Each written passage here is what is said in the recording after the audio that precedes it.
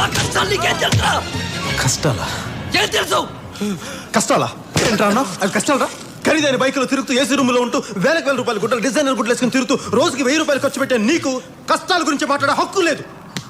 కష్టాలు ఎలా ఉంటాయి, నిజ జీవితంలో కష్టాలు ఎలా ఉంటాయి నేను చెప్తాను, నువ్వు విను. ఈ రోజు నువ్వు స్కూల్కి వెళ్ళాలంటే 4 కిలోమీటర్లు, 4 కిలోమీటర్లు, రోజుకి 8 కిలోమీటర్లు నడవాలన్న సంగతి నీకు తెలుసా? నాకు తెలుసు. అన్నం అంటే జొన్నన్నం తినాలని, వరన్నం 6 నెలలకి వండుకుంటారని, పరమాన్నం వండినప్పుడే పండుగ అంటారన్న విషయం నీకు తెలుసా?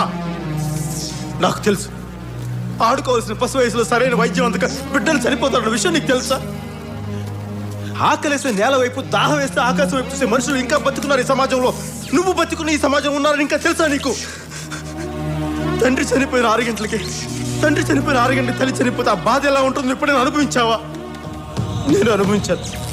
కంటికి కనిపించిన ఏదో ఒక శక్తి కొన్ని టన్నుల బరువుతో భూమిలోకి తొక్కుతున్నట్టు నీకు ఎప్పుడైనా అనిపించిందా? వయసులో ఉండగానే బాధతో భుజాలు కుంగిపోవటం ఎప్పుడైనా అనుభవించావా? నువ్వెప్పుడైనా అనుభవించావా? మనకి సమాజంలో బతకడానికి మన దగ్గర ఉన్న పేరు, మన దగ్గర ఉన్న అధికారం, మన శక్తి ఏది సరిపోదు. ఈ జనం మధ్య బతకలే, దూరంగా పారిపోవాలి నీకు ఎప్పుడైనా అనిపించిందా? అడవి నీకు ఎప్పుడైనా అమ్మలా కనిపించిందా?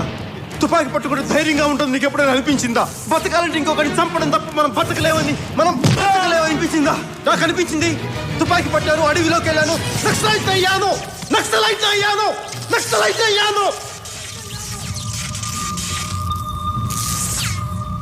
ఇక్కడ కష్టం గురించి మాట్లాడే హక్కు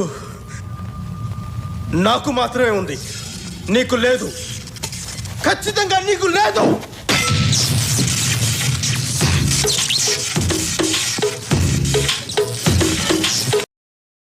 Download ShareChat.